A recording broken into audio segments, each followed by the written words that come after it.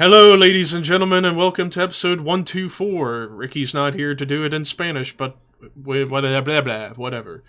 Anyways, so episode 124. Episode 124 of the Shadow Kvlt podcast is here. It's three-man group, myself, James, and Scott. Ricky at work, and of course Walter doing his thing. But we will pull together to create an episode that is enjoyable.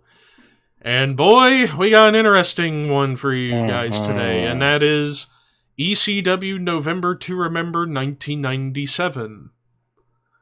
Mm-hmm. So, yes. Yeah. The first November to Remember to be on pay-per-view. Yes. And the because there had been November to Remembers prior to this. Mm-hmm. Yeah, they were mostly regulated a home video release. Yep. So I think a good place to start with this show is to talk about where ECW was at this point, and, well, where they were at this point, they were getting hot. They were getting really hot because they had just gotten on pay-per-view earlier in the year with Barely Legal, which we talked about before. And then you had, Hardcore Heaven or WrestlePalooza? Hardcore Heaven, and then this was the third pay-per-view. Yeah. And then that was leading up to the next one, which they plugged on this show, Living Dangerously, March of next year, 98. Yep. So with all that said, let's talk about this show. So ECW November to Remember 97 from the Golden Dome in Monica, Pennsylvania, I guess suburb of Pittsburgh, with an attendance of 4,634, with a live gate of $103,900 and pay-per-view buys 40,000. This was the highest attended and live gate for 1997. And then pay-per-view buys second highest with Barely Legal as the highest, but since there are only 3 shows, doesn't really matter. But still, really good business, and the biggest show attendance-wise they've ever done up to this point. Yes. So that's on the business side. The show itself, well, we all have different opinions. It happened. I thought it was an okay pay-per-view. Meanwhile, these two gentlemen have different thoughts, hey, it is what it is. Okay, the context of the time versus 2022. Right. I mean, as somebody who was can remember watching this thing in real time and seeing the development of ECW back then was huge. Absolutely phenomenal to see the third brand establishing itself as becoming a pay-per-view entity and option outside of the big two. And it didn't matter. At that point, it was like ECW could throw anything out there, and those fans were going to just grab onto it and say, yes, please, more of that. And you get that with this show, to where you watch it in context now, in my opinion, it doesn't translate as well as it did back in that time frame. Doesn't age well. There you go. Jinx. Well, with all that out of the way, let's get into the show itself. So we kick things off with, at first, a one-on-one match, Chris Candido versus Tommy Rogers, and then it turns into a tag team match of Chris Candido and Lance Storm versus Tommy Rogers and Jerry Lynn. Now, the Candido-Tommy Rogers portion was a really good match. Really good solid match. Yep. Yeah. And they listen to the crowd here, because this is also when the fans were bloodthirsty, and anything that was deemed good technical wrestling, they weren't necessarily all in on it. Depended who it was. A year ago, 2 years ago, if it was Eddie and Dean out there, they would have loved it and ate it up. Yep. Basically, you're getting the same thing with this match with Candido and Tommy, which incidentally, if I have my facts correct me, someone please correct me if I'm wrong, but Tommy Rogers demonstrated, or I don't want to say invented, because it's hard to say anything about anybody inventing anything, but he probably did a move on television or pay-per-view before anyone else did it. It was the Tamikaze, and that was what would become the Unprettier, or the Kill Switch as it's known now, the Christian used for his finish. So Tommy Rogers was the first guy to actually do that in America on television or pay-per-view at that time. So it was kind of like showing that even though all you knew of him was, hey, wasn't he in the Fantastics like 10 years ago? Yes, but was still showcasing that he could still get it on the ring and still do great stuff and still innovate, where many people took that move from him and was like, oh, fuck, I like that. I'm going to start using it. Even though it's one of the most contrived moves ever, honestly. Hey, Fade Breaker. Right. But, and then there's this big schmoz that happens where Lance Storm comes out because he's trying to be a part of the triple threat. And so he helps Candido out, and then Jerry Lynn comes on out, and then the referee just decides to turn it into a tag team match, and we get a tag match for the following 3 minutes. And then to the finish, just a random Northern Lights suplex from Candido and Rogers for the win, as Chris Candido and Lance Storm defeated Tommy Rogers and Jerry Lynn in 16 minutes, 43 seconds. And this is another thing that, I 100% admit I stole this idea many times when I was booking independent shows. Like, he had 2 guys start a match, and then he sent 2 other guys out, and it became a tag match. Why haven't we been doing this? Like, one of those things like, that makes total sense. Yeah, so I stole that many times. So thank you, Paul. But moving on to match number 2, we get Just Incredible with Jason versus Mikey Whipwreck. And then this is where the show goes down a bit. It was there. Wasn't bad, but it wasn't anything to write home about. It's to still establish Justin as a new character, as a new threat. Even though they kept chanting Aldo Montoya at him. Yes, because they had to work that through. There was all that Did you know that Just Incredible wore a jockstrap over his head and was a Portuguese man of war? Actually. Why does he sound like if Cartman was on helium right now? You guys, I didn't really know something. He's not Just Incredible. No, he's not. No, he was Aldo Montoya. Aldo Montoya. So my mom told me that. Yes. So Don't sign it as Don't sign it as Just Incredible. Sign the autograph as Aldo Montoya. And all good things considered, I love PJ. He's a great guy. It's a lot of fun. He goosed me on during a show one time. We're doing this promo, and he's there as part of the main event. And we're doing this promo in the middle of the show to sell the main event for anybody who didn't know what was going on. So it's big schmoz happens before that, though. He gets in the ring, goes face to face with me, and I'm trying not to break. I'm just trying not to laugh. We're live in front of a whole crew, it was the biggest audience we had, like 350 people. And he's looking right at me, and I'm doing the whole. And he's looking around me, and he's going, I'm not going to laugh. I'm not going to laugh. I'm not going to laugh. I'm not going to laugh. Eventually, we did not.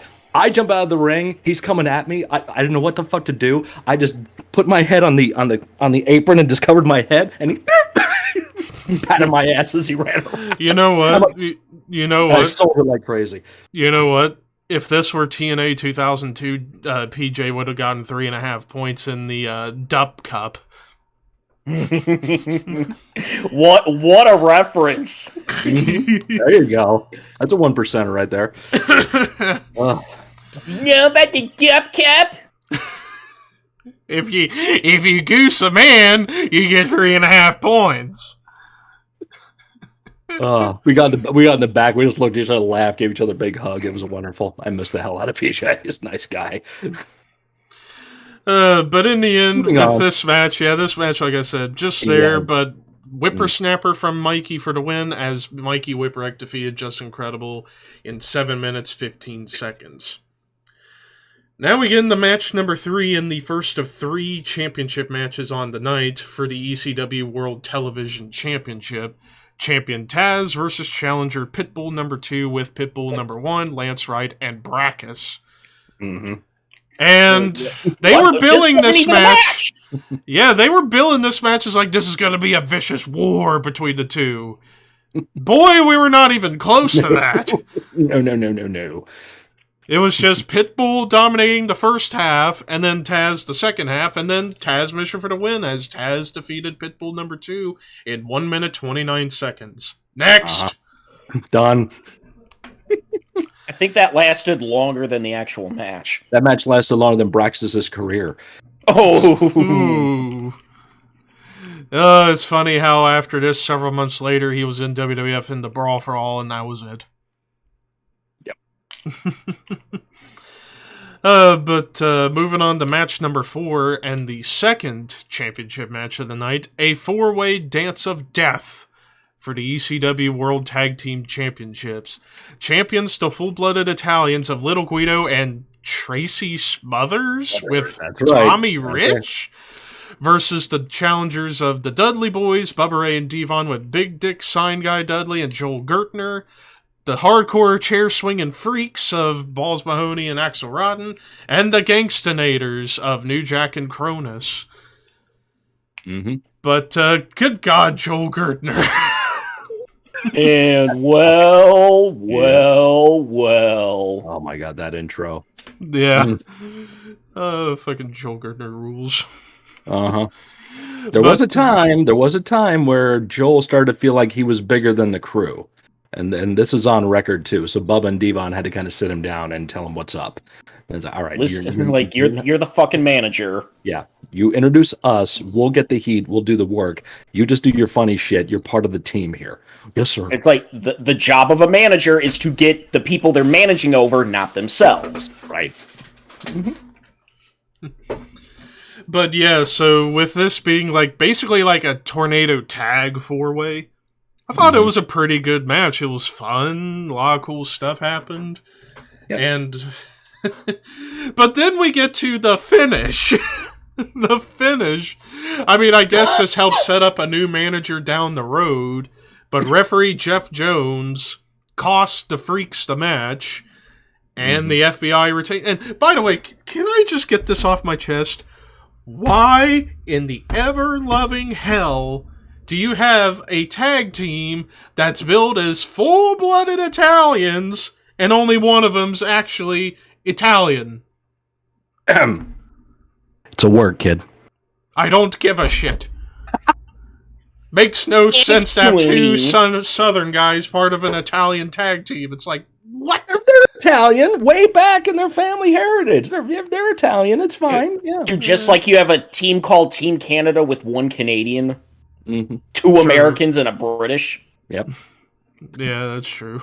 But still, Tommy Rich, the Big Don, Tommy Rich, man, and Tracy Smothers. Come on, Smothers is amazing. Yeah.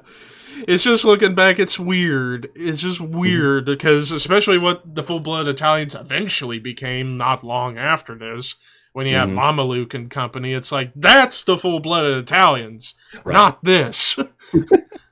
This is.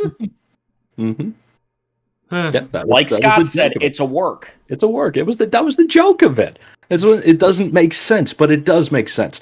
Just like all the Dudleys being related. Go back to even WCW. Look at the fucking Varsity Club. I love bringing up that example. Here's Rick Steiner. Here's Mike Rotunda. And then there's Kevin Sullivan. This doesn't... The devil worshiper who went to college. How is this... What? What is this? It doesn't make sense. It works. Rick Steiner, Mike Rotunda, Dr. Death Steve Williams, and then devil worshiper Kevin Sullivan. Right. The Games Master. Allegedly. Yep. Never proven. Never claimed to be that. Never said the word. Devil, kill Hulkamania. But in the end, Jeff Jones cost the Swingin' Freaks the win as the FBI defeat the Dudley Boys, Hardcore Chair Swingin' Freaks, and the Gangstonators in 14 minutes, 32 seconds. Moving on to match number 5, and we get a flag match, quote unquote. Yep. Rob Van Dam with Bill Alfonso versus Tommy Dreamer with Beulah. And another really good match right here. These two really killed it in this match. And I like how they built it up with Dreamer's promo. He understood that, yeah, RVD, you may be more athletic than me, but this is my kind of match. Right. Pretty much. And they work to their strengths here. And I love how just Alfonso with the Monday Night Raw hat during this Mr. period. Monday Night. That's right. It's a WWF banner versus ECW banner, which incidentally, another little interesting factoid for everybody. You have to watch this with subtitles on. But throughout this match, various times you hear Joey Styles on commentary say, World Wrestling Federation. The subtitles come up, World Wrestling Entertainment. Ooh. Wow. Yeah. And you guys saw this. When that big WWF banner is strung over the top rope, fuzz. Yeah. Yeah. Beulah looks amazing in this match. Mm-hmm. I mean, there was a chant of Beulah's ass. Yes, and we got to see it. So Yeah. Tommy. Mm-hmm. Tommy, you lucky son of a bitch. Tommy got Google. 2 big great asses in that company. God damn. Gee, I wonder who was friends with the Booker. How did that fat motherfucker get those 2 hot-ass bitches? I don't know. And by fat Love you, motherfucker, Tommy. we mean really fucking fat. And Tommy's great. Yes. Love you, Tommy. Hey, You're wonderful, man. I'm festively plump. I'm not fat, I'm big boned. I'm not fat. I just haven't grown in my body yet, you skinny bitch. It's a joke, people. We love Tommy. But as good as this match was, what the hell was this finish? Oh, brilliant. I loved it. I don't fucking care. Again, context of the time. Back then, they could do anything, and it didn't matter. Now, not so much. Yeah. But I didn't care. But one referee gets taken down. Second referee gets taken down. Third referee comes down. Heel ref gets in there. 2 referees, DDT, another fucking DDT referee. Jeff Jones. You see this shit? And then Beulah's making a count, and then everyone makes a count. It's like, and I thought Angle Austin at SummerSlam 01 was Ref Bump City. No, this takes the cake. No. This is probably the most ref bumps in a match ever. Probably. Holy If anybody, if top 10 most ref bumps in a match of all time. Have fun. Oh, good God. But then we get to the actual finish where out of nowhere, out comes Doug Furnas and Phil LaFawn, who were just in WWF not long before this show. The Survivor Series. Yeah, the Survivor Series. And then they show up and cost Dreamer the match. RVD hits 5-star frog splash onto a trash can with Tommy underneath. And despite there being a pin for Rob, officially in the record books, it's a no contest, as Rob Van Dam fought Tommy Dreamer to a no contest in 16 minutes 2 seconds. But either or, RVD in reality won the match and then draped the WWF flag over Dreamer. So why even say it was a no contest when RVD actually did win? Because ECW doesn't have DQs and no contest, brother. That's why. But moving on from there to match number 6, and now it's time to talk about the match that makes this show famous or infamous, however you want to word it. Bring on one of the most infamous matches in ECW history, and that says a lot about this company. Yeah. So we got a tables and ladders match. Sabu with Bill Alfonso versus the Sandman. Now, if you like fucking spot fests, well, then you'll probably like this match. Car wrecks and if you like crazy spots, well, then here you go. But the match itself, it's bad, but it's in the so bad it's good category, because I thought this match was fucking hilarious. Because it's like, these are just 2 guys just fumbling around and going through tables. Some break, some break. He had a drink or 2 or 5 before this. Yeah. But the big issue with the match... I got it. I got it. But the big problem with the match... Sandman can't wrestle worth shit, but is proof that having a good character can get you far. And you put him out here in a 21-minute match. Oh, yeah, what the fuck? So this match needed an editor. Needed an editor bad. Even Joey Styles said in a shoot, like, Sandman was the worst in-ring performer in ECW history, but was one of the greatest characters of all time. Which is more important, people? Right. Like, we remember Sandman all these years later, not for what he did in the ring, but for the entrance and the moments. Right. Mm-hmm. Yeah. And honestly, that's what Jim built his career on, and he fully admits that. He never claimed to be a great wrestler, and he's not. But he was all about the entrance. Give me 10-minute entrance in a 2-minute match. I'm good. That's all I need. He doesn't need to fucking wrestle. And even Paul said that in the ECW Rise and Fall DVD. His matches became secondary, which they were. It was just about going to see him, do the big intro, cane the fuck out of people, win, lose, didn't matter. How many fucking matches can you remember if they actually won or lost? Doesn't matter. This is proof there that this match didn't need to fucking go 21 minutes. It could have gone 21 seconds and it would have been just as fine. And then, of course, even a lot of spots were botched, especially with tables breaking prematurely, because, yeah, you could definitely tell ECW didn't have quite the finances to have the tables that WWF or even WCW would eventually get.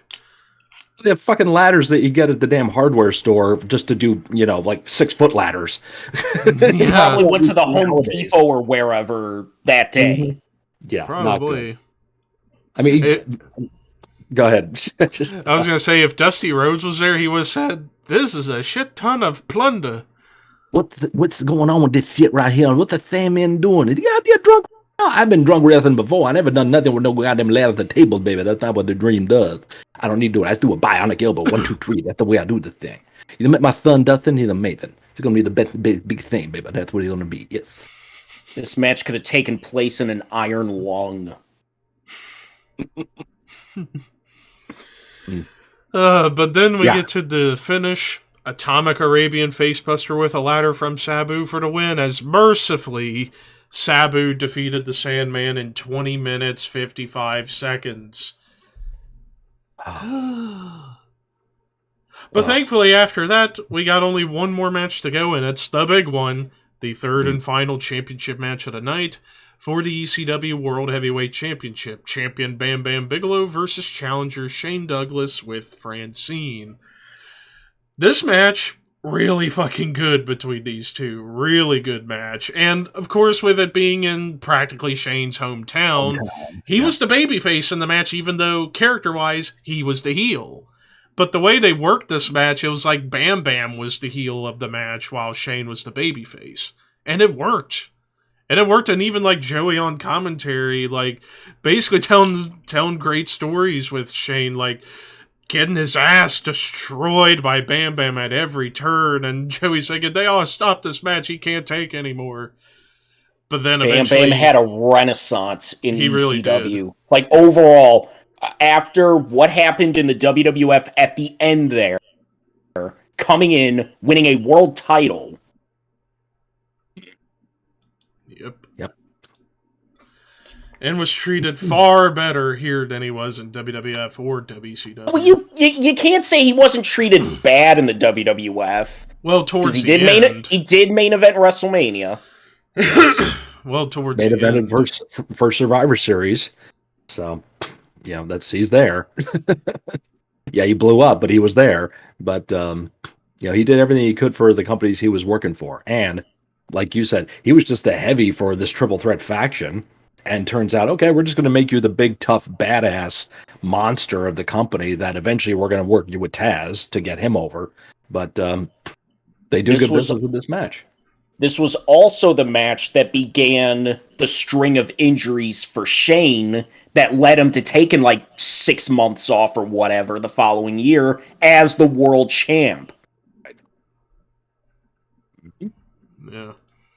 But then and by the way, one annoying thing was right before this match, we had a promo on the commentary with Taz. Take the fucking chew out of your mouth when you're going to do a goddamn promo on camera, please. I was actually going to say that, and I forgot about it. Oh, dude. I hope what really grinds my gears? Yeah. Fucking annoying shit. I mean, Taz never liked to talk. When he first started, he didn't talk. He was a Tasmaniac, He always had somebody talking for him. Eventually, Paulie Heyman's like, you got to start talking. No, brother, I don't talk. No, you have to start talking. We need to start talking. So I want you to cut a promo. And Dreamer told me this story. He's like, Taz stood in front of the fucking camera. He had no idea what to say. And I was like, Taz, 3, 2, 1, go. And Taz was like, fuck you, dumb motherfucker! I ain't doing this fucking shit! And walked off. threw the fucking microphone down, did not want to fucking do it. And later on, he became one of the best talkers in the company. Mm-hmm. You know, You need experience in talking to become a good talker. Right. Mm-hmm. Yep. How many guys didn't want to do promos or sucked at promos when they started, and they had to be forced into doing it? Seth Rollins, Bryan Danielson, Taz, all these guys. Roman. Yeah, big time. Especially Roman. Yep. You're Guys a sniveling little suck-up sellout full of suffering succotash, son. Literally the worst line in promo history. I wouldn't say that, but yeah. There have been a lot worse. If you're gonna do top 10, it is the worst, because that... What the fuck is that? I appreciate it. But I digress. Mm-hmm. But then we get to the finish here of this match. Big belly-to-belly from Shane through a table on Bam Bam for the win, as Shane Douglas defeated Bam Bam Bigelow in 25 minutes 2 seconds to become ECW World Heavyweight Champion. This reign would go on to be the longest reign in the history of the belt. Yep. So yeah, overall, November to Remember, very much a mixed bag. You had a lot of really good stuff. Then you had Whipwreck Credible, which was there, the TV title match, which was out of nowhere, and then the tables and ladders match being like that tables and ladders match really drags this show down. It does, and the crowd is just dead for it. They don't care when they do the crazy shit in the big spots. Yes, they pop and they give the oohs and ahs, but overall, they're just like, "What the fuck are we watching?" Cut the match. Oh no, go ahead. No, you go ahead. Well, I was going to say, one of the chants that was so on point at the time, "Sit the fuck down!" I love those chants. Those are so good. Yeah. But no, cut the tables ladders match to 5 minutes. Mm-hmm. Mm-hmm. Yeah, edit that shit down. Someone, people nowadays like to take movies and chop them down and make them look better. The Phantom Menace has the Phantom Cut out there that supposedly people cut the thing down. It's way better of a movie, whatever. Do that with this match. Matter of fact, I may do that. Copyright. But yeah, aside from that match and Whipwreck Credible and the TV title match, everything else was pretty good to really good on this show. So, yeah, like I said, mixed bags, which is why I say it's an okay pay-per-view. It's not bad or good. It's just okay. It's in the bottom half of ECW pay-per-views all time. Yeah. All time. Yeah. It's like the good is really good, but it doesn't counteract the really bad. It doesn't save it. But would I recommend people check the show out? Just so you could say you've seen it. If nothing else, highly recommend checking out the flag match and the world title match in particular. So there you go. Which brings us to favorite, least favorite, sleeper, and shocker. Favorite, I'm going to give it to Douglas Bam Bam. I'm going to give it to Dreamer and LVP. I like Dreamer. It was going to be between those two for sure. Yeah, I prefer I'll give it to the flag match. Yeah. There you go. And then least favorite, obviously Sabu Sandman. Sabu Sandman. Yeah. And then Sleeper, the opener. I'm going to give it to the opener. Yeah. Yeah, I guess so. I guess the sleeper would go to that. I think that's a fair one. Yeah. And then Shocker. How great Beulah looks. Is it really that shocking, though? Yeah, it's true, but my God, she just looks so fucking good on the show. James, I know favoritism, she's from Detroit, but still. Oh, my God. But a push job endeavor. Let's see. Okay, well, we just do a simple one with this one. Jerry Lynn, Just Incredible, Lance Storm.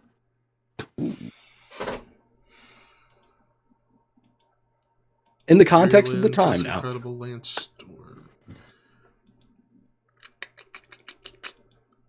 Because there's valid arguments on all three for all three things, I guess I'm not being silly or anything like that here. I'm thinking I think there's legit arguments for each one here. I guess push, Justin, Job, Jerry, and Endeavor, Storm, maybe? So Storm could go to WCW? Push, Storm, Job, Jerry, Endeavor, Credible. Ooh, okay. Yep. And probably I was going to push Jerry. I would job Lance and probably Endeavor Justin. Well, Boss just said the exact same thing on the chat. So there you go. I don't know. I mean, there's merits for everything on this. Yeah, one. exactly. There's discussion to be made for all three guys and all three plays. You could do one of that's how great that roster was on that mid card. There was so much talent to be developed. You didn't know where to go. So, well, now this week in wrestling. Yes. Tonight, War Games. Blood and Guts. Nope, that's not it. Lethal Lockdown. No, that that's ain't not it. Wednesday, Bloody Wednesday. Wait, no, it should be Saturday, Bloody Saturday. But before Sunday, we talk Bloody about Tampon. Wait, that ain't it either. Oh my god. Anyways, but before we talk about Survivor Series, let's talk about what all did happen this week. Well, we had Full Gear and MJF, as expected, the world heavyweight champion, as he should be. Mm-hmm. And owned that fucking press scrum. Yes. Oh god. Yes, he did. Seeing that live, it's like, this guy, Tony, you have one job. Back the biggest Brinks truck up to New York and pay this kid money. I don't care how much it is. This guy is a star for 20 years. Yep. Yes. You've got 1 year. And if you don't, he's going to WWE to make that money and become the star there. Right. Tony, you got 1 year to keep that kid happy. Don't fuck it up if you want to succeed. Because he's all you got right now. As of Thursday, it will be 13 months exactly. Mm-hmm. Yep. Yeah, so Full Gear happened. That's the thing. It's like it seems with AEW. Their pay-per-views seem to be solid. I don't really hear a lot of bad shit about the pay-per-views. Not everything is great, but there's a lot of good stuff that happens on their pay-per-views. It's their TV that fucking suffers. And it's just an embarrassment sometimes. Cornette went over the ratings for the go home show of Dynamite before Full Gear. It's like 800,000. Exactly. I mean, they started at 900 something thousand, went down to like the 700,000 range when the women were wrestling, and overall it was like 880,000. It's like, and someone made the comment to Cornette on that podcast. It wasn't Brian Last; it was someone else doing it with him. He's like, what would have happened in the Monday Night Wars if you had told Vince we got a 0.8 for a rating? And Jim was like, I would have been on a fucking plane flying the hell away from him because he would have killed us. But now, oh man, great job, everybody. We got a 0.8 or whatever. We're not even breaking 1. And I don't even know what the pay-per-view buy rate was, if any, if it's even relative anymore. I mean, we don't know yet. It'll probably be like normal, the 150,000-ish. Yep. Yeah. Which for an era of traditional pay-per-view, it's not bad. No, it's not. But we already know MJF's first opponent is going to be Ricky Starks. That's another guy. Fucking push him. Mm-hmm. He's got something. Yep. They need to rebrand Wardlow. Need to get him back. Oh my god! Well, I was just thinking about this. You want to talk about? Oh, what were you going to say, Levi? I was just going to say I was thinking about like if MJF doesn't stay in AEW after the contract's up and he holds the belt until then and he drops it, drop it to Wardlow. They have a the history. belt on Wardlow, and makes sense. You have to do so much revival with him because you want to talk about a fucking fumble. Yeah. After Double or Nothing, where he is the most over babyface in the company, and now, who the fuck gives a shit about him? Afterthought. Mm-hmm. So it's like... Because he loses the TNT title, and now, what the hell? Mm-hmm. So that's what they need to get him back into the mix of stuff. That's another guy where it's like, if you don't do anything, you don't pay him, he's gonna go elsewhere, and he's gonna be a star there. Mm-hmm. Same with Jade Cargill. They had a shit match with Nyla Rose. But same thing with her. You got to keep her stock strong if you want her to stay because she's got money written all over her. The other news that came out is Toni Storm dropped the interim women's title to Jamie Hayter, and now it is official that Jamie Hayter is the actual AEW Women's Champion, as Thunder Rosa has relinquished what she had. And Toni Storm's interim reign is being considered official. It's official now. Which I like that. Mm-hmm. Newsflash, Tony Khan. Stop doing interim titles. It doesn't work in pro wrestling. No, doesn't. Stop. The Elites are a bunch of children. Yep. Everyone's thinking, they're going to be bringing Punk back. They have to. Well, it's going to be on Punk to swallow his pride to come back. But it's like, you're going to do GTS, you're going to do biting, you're going to do the failed, what the fuck is Cowboy shit's finish? Buckshot Lariat. Lariat, yeah. Carry on my wayward son. What the fuck is that about? Now, that's something they wanted to come out to for years. But now all of a sudden... Yeah, I'm sure their mother's proud of them. I mean, but you want to talk about pettiness. Oh, yeah, totally. Especially, I doubt Punk's coming back. Yeah, he's not. Because if he does come back, crickets. It ain't gonna fucking matter. It ain't gonna fucking matter if he comes back now. What business is it going to do? What benefit is it going to do for anybody? So, fuck that. Mm-hmm. So that's AEW for the week. For WWE. Well, there's also, we also forgot, on Dynamite, fucking Jericho, I salute you. The fact that, good God, your chest... How is it still on your body? Bleeding, yes. The bleeding chest from those chops. Now I want to see Ishii and Gunther in a chopping battle. Oh, but my God. If I'm not mistaken, I saw at the Ring of Honor event, it's going to be Jericho Claudio for the belt. If Claudio loses, he has to join JAS. Okay. That was the other thing.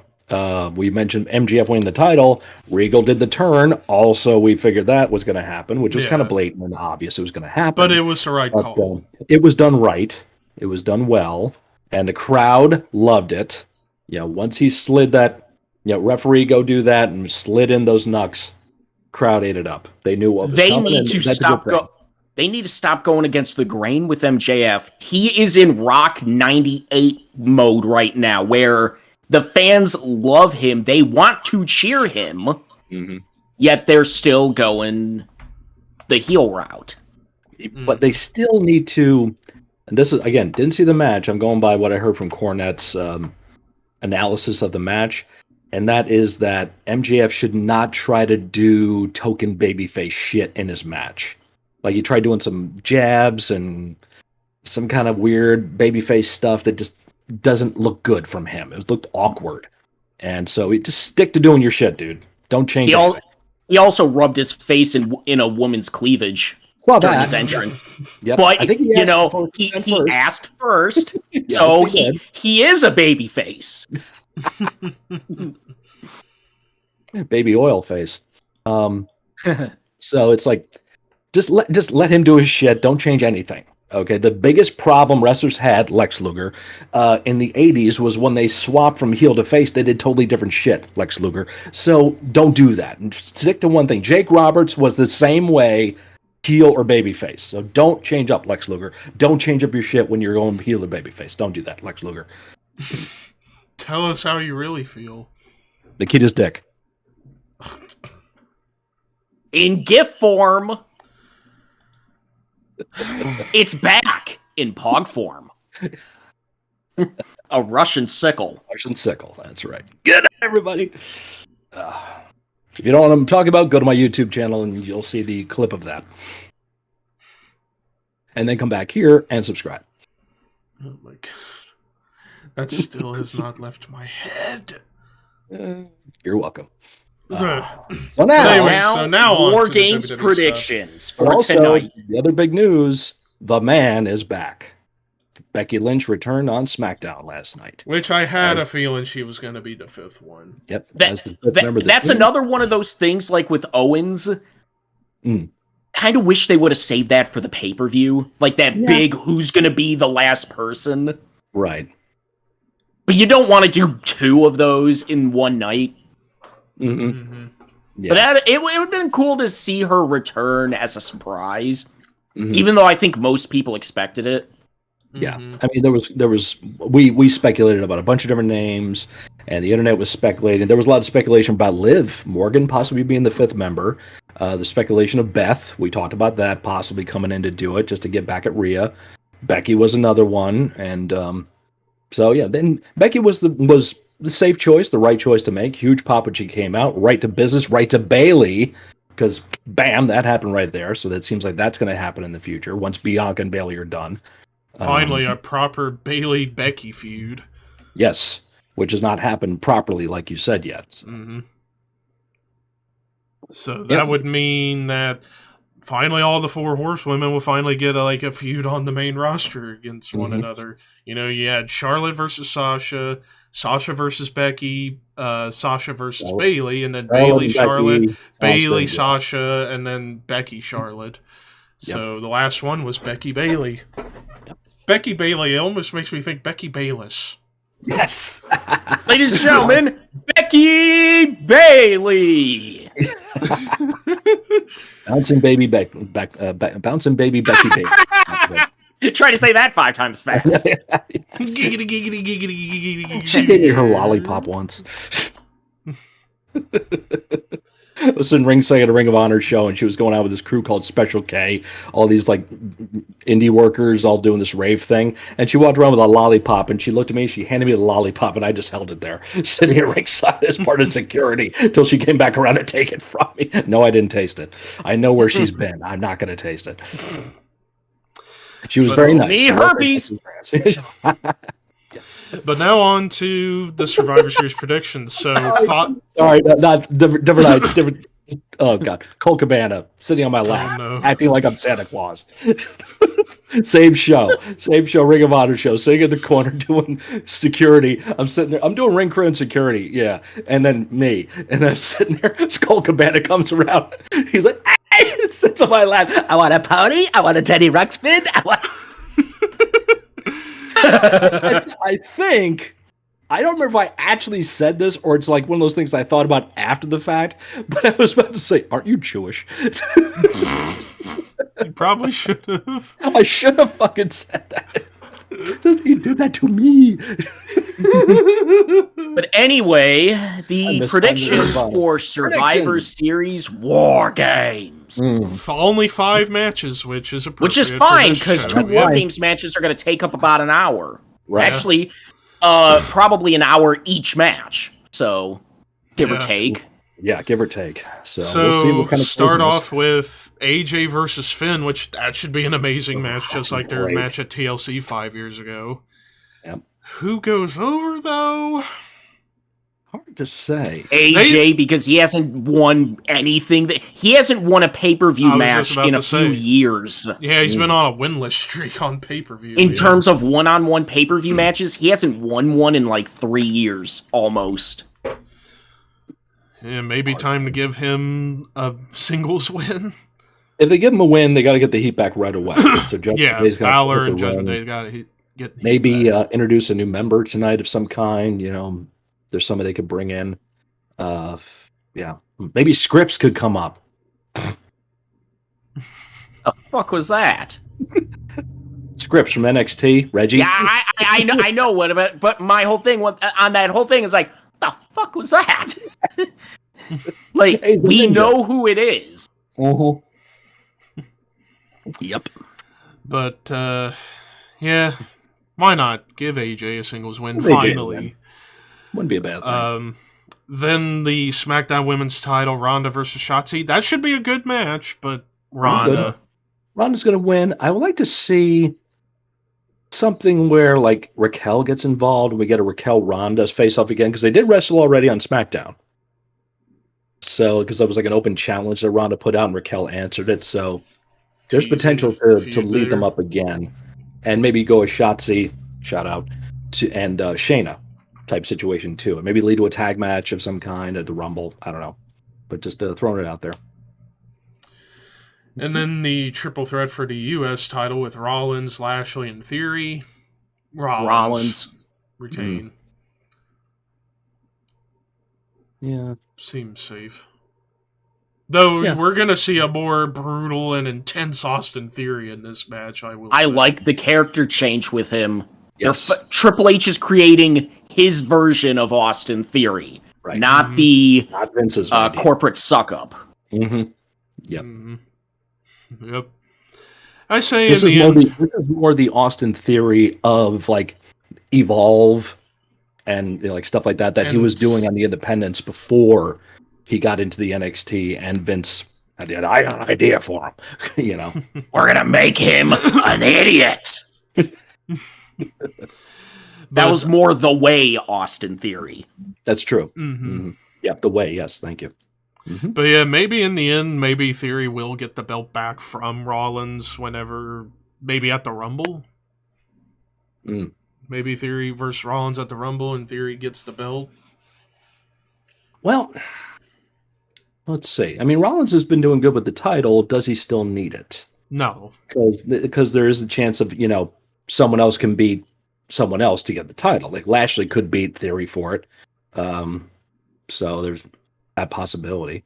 See the score.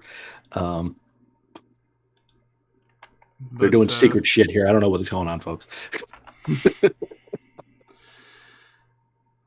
But so now the War Games matches. So the women's one with Bianca, Alexa, Asuka, Mia, and Becky versus Bayley, Dakota, Io, Nikki, and Rhea.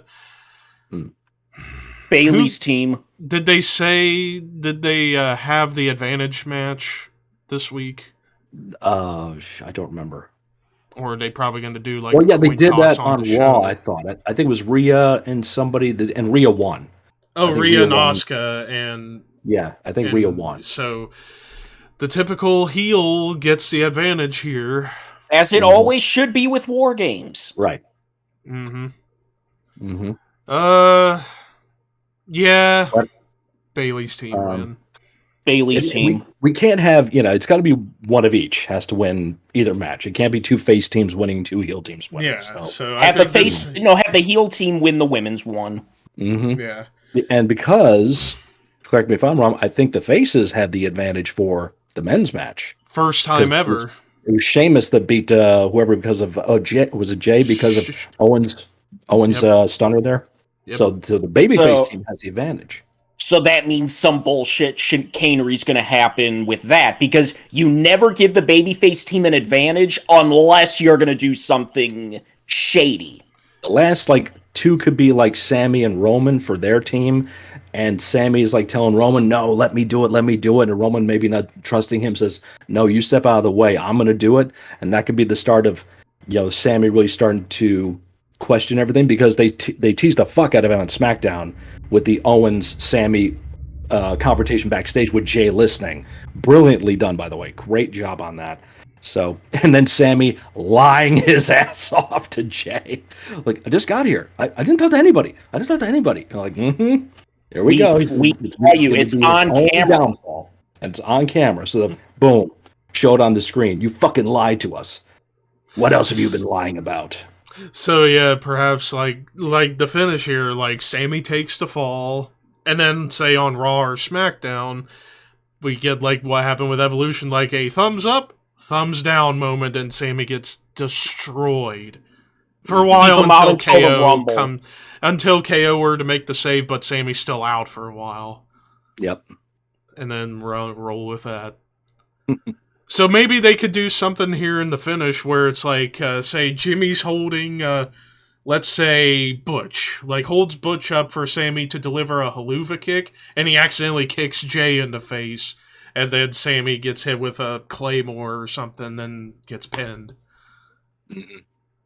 I think Sheamus should win. Or the brogue kick from Sheamus to set up Sheamus Roman at the Rumble. Right, exactly. Because it's like, after what he did with Gunther, Sheamus just became, super Sheamus over. Again.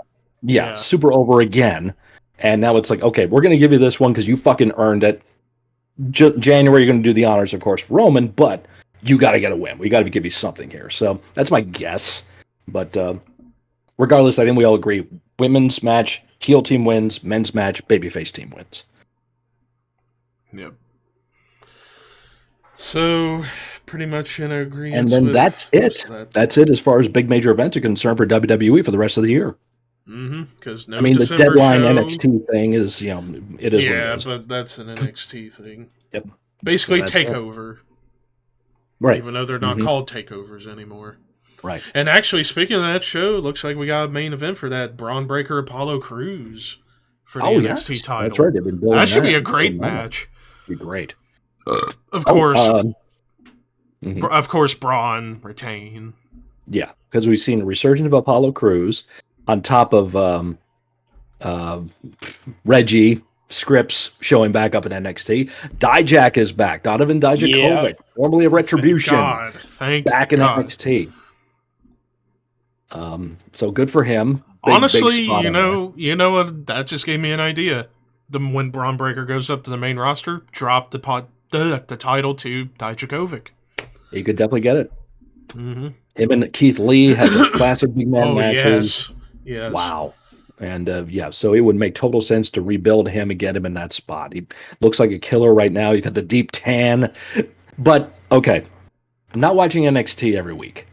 I see clips on Twitter. Okay, and anybody else that's watching NXT, please explain to me. Does Booker T suck or what? I don't watch every week. I need somebody to clarify, because I watched that one clip of Dijak showing up again, and the commentator goes, "It's Dijak!" Booker, who?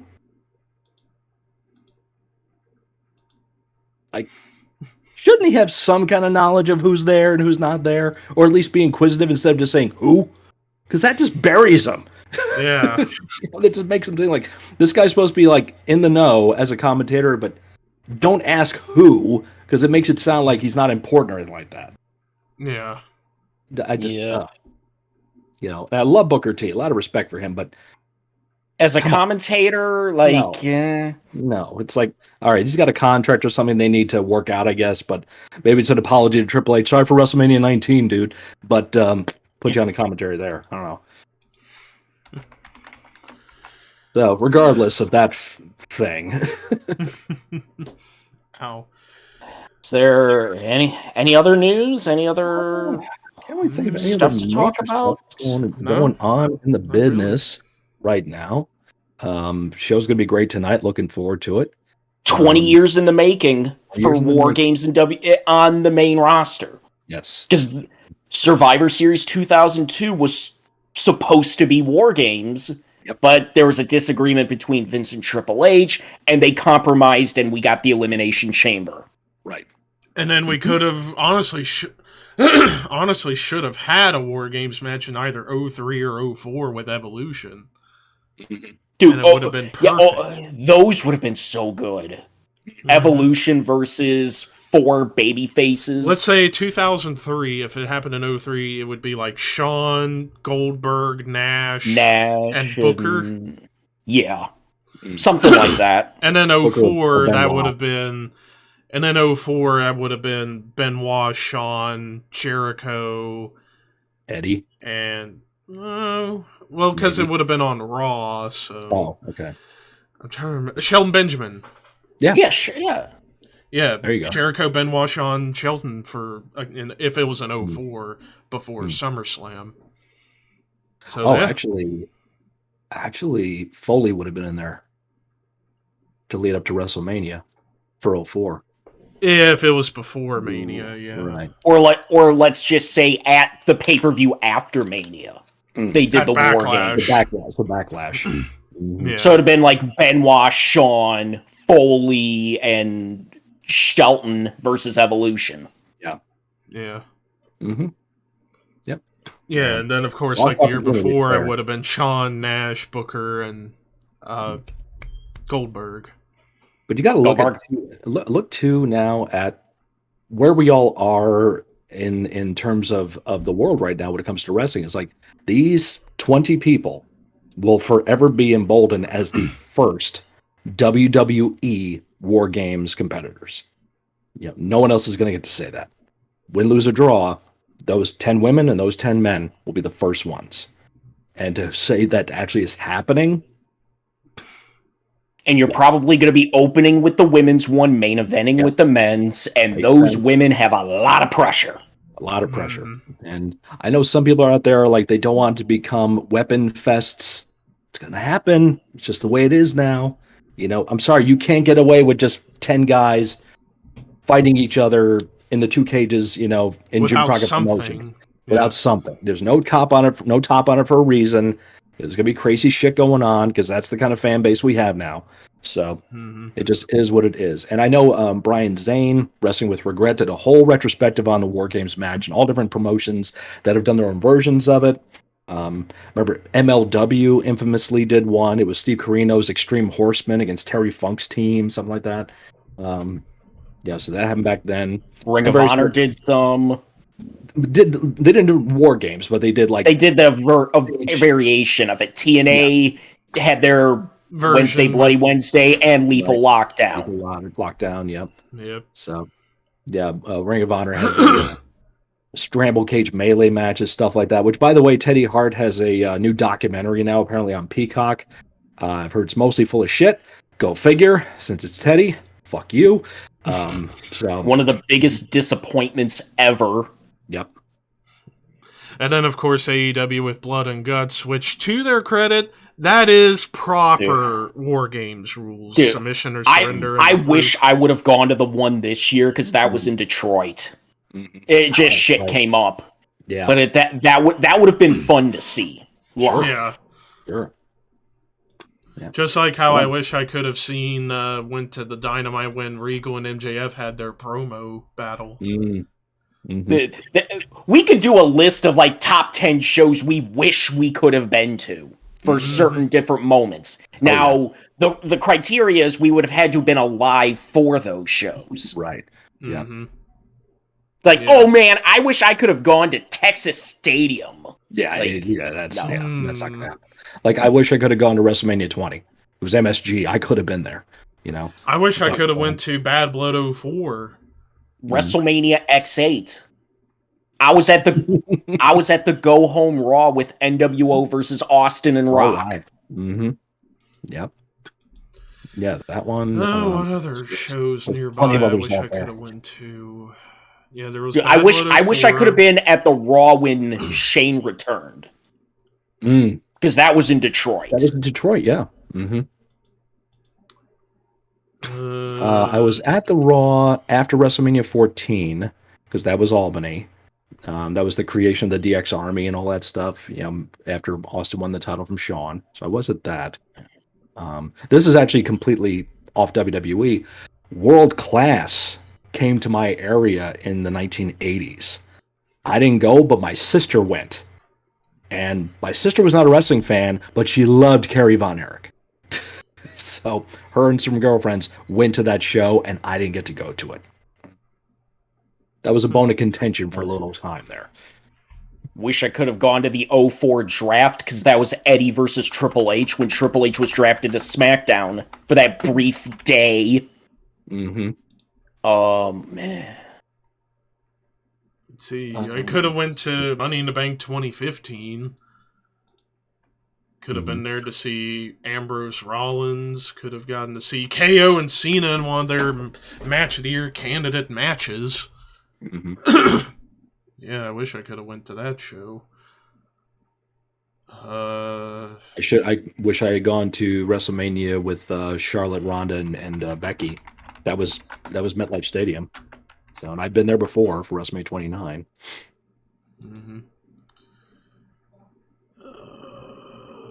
What else is there?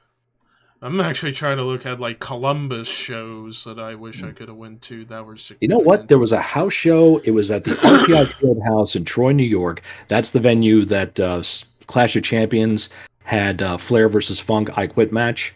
I went to the house show previous to that one with a friend of mine who got me in for free. But that was also the only venue around Albany that WWF would come to. Only house shows would usually come there, and then they would go to Glens Falls, New York, for the Glens Falls Civic Center, do TV tapings there. But one time at the RPI Field House, Andre the Giant versus King Kong Bundy, and I didn't get to go to that. That was one match I would have loved to have seen live. I was 9-10 years old at the time, so just to see that match. I'd never seen Andre live, so I'd love to have seen that. Yeah.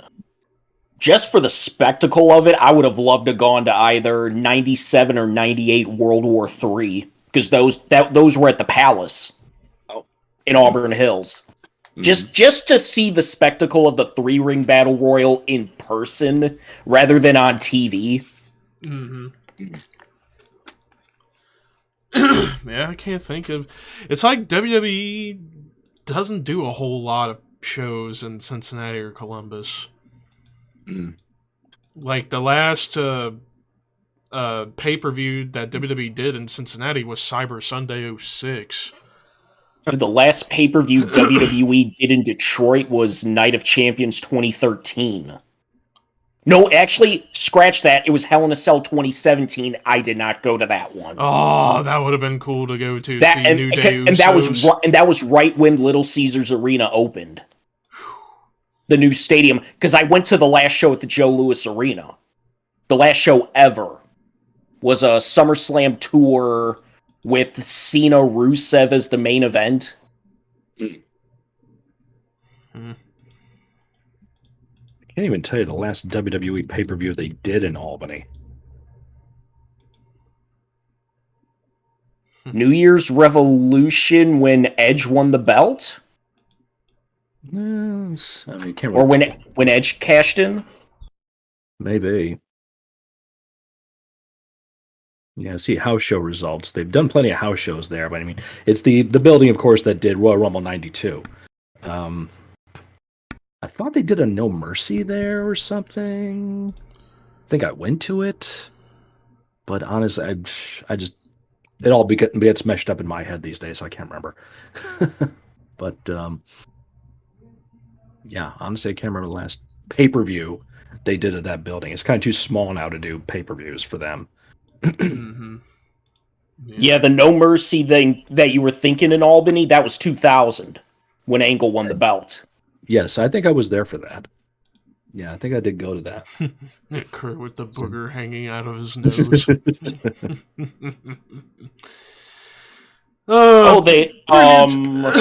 They did New Year's Revolution. Okay. Was there, and Albany was also the beer truck. Yes, that was a Raw. And I was there for that. Yeah, I was way up in I remember exactly where I was too for that show, because I was there for that one. And I was there for the Raw after WrestleMania 14. Raw, I was like directly across from the entranceway, and then for beer truck, I'm on the hard cam side, but way up in the top, you can't see me. So I was there for that. I've only ever been to one Raw episode, and it was the Valentine's Day 05 episode to go home to No Way Out that year. And they did the angle where it looked like JBL tried to run over Batista. That was also the night where they did the Christy Hemme Playboy cover reveal. Oh. Mm-hmm. The last Raw I went to was the last Raw of 2018. And the dark match was Rollins and Ambrose in a cage. I've only ever went to one, actually 2 SmackDown episodes. The last SmackDown I went to was in, 2017, and I can't remember much about it. The last SmackDown I was at was the last SmackDown of 2019. In fact, that was the last show I've been to. So it's been almost SmackDown 3 was the years. Last one I went to 5 years. I freaking if SummerSlam, because it's rumored that SummerSlam is coming to Detroit, Ford Field or Comerica, I want to fucking go there. So, because it'd be the only of the big four that I haven't been to. Mm-hmm. Yep.